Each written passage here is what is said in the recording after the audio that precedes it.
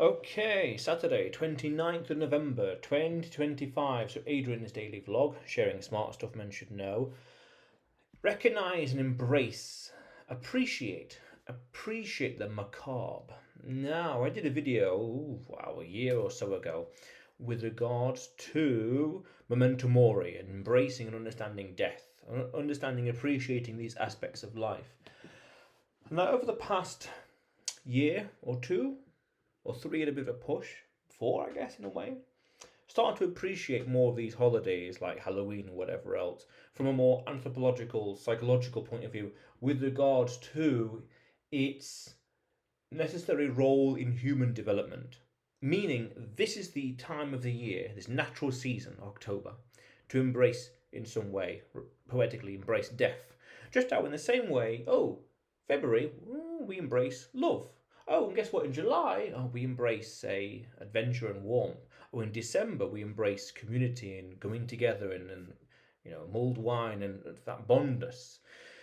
In part because it's determined by nature, as in the seasons, but also that's just the way that the cultures have gone. It'll be different in 1,000 years, or in 500 years, and 200 years, it'll be different culturally. But as it stands right now, and for the foreseeable future, that's the ethos. And you could also say end of November is Thanksgiving as well. So what does that mean? It's the season to be, or the time and that week to be thankful for things. Just how at the same time, 4th of July in the States will be the season and time to celebrate independence. Or even the 5th of November would be time to celebrate, you could say, in some way you could say anti-Independence Day, where fundamentally it's a failed coup, so you could say anti-Independence Day, but that's a whole other conversation. But what I've started to understand is that viscerally, we have to appreciate the macabre, death, life and death, the supernatural. Not in a pseudo-scientific way, but understand that is a facet of being human. The fear of the dark, the shadows. Literally, it's the shadows of the night, or going into the forest alone. Embrace and fear, as fear, not to be something to be feared, but something to understand. Understand and internalize and to process emotionally as part of a development cycle in our lives. Again, just how love in February is something to understand. That emotion inside of us is something that we can internalize and understand and master, so to speak, because we're not victims to those emotions, but we have mastered it and we have dominion over it, and we're not at its mercy.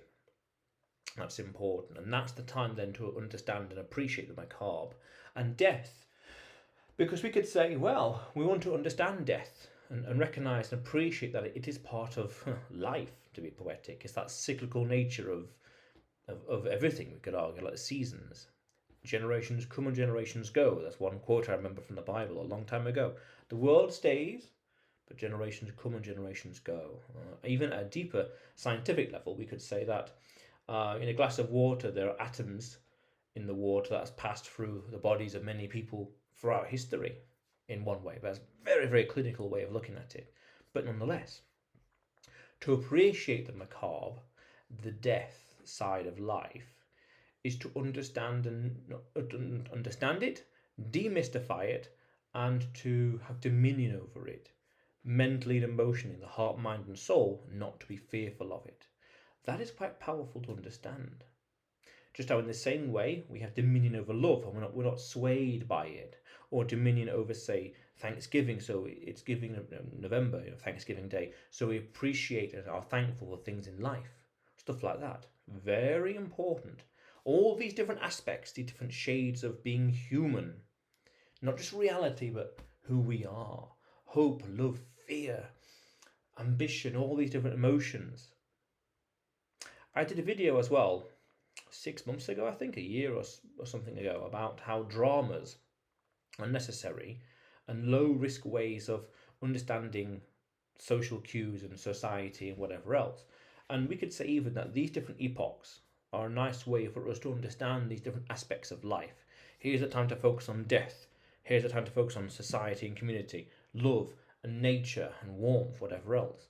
To understand these facets, not just who we are, but also to understand those facets of society, community, the world, the country, the neighborhood, the culture, the anthropology, they're all vital to be functioning, to be strong mentally, and to be assertive, and to be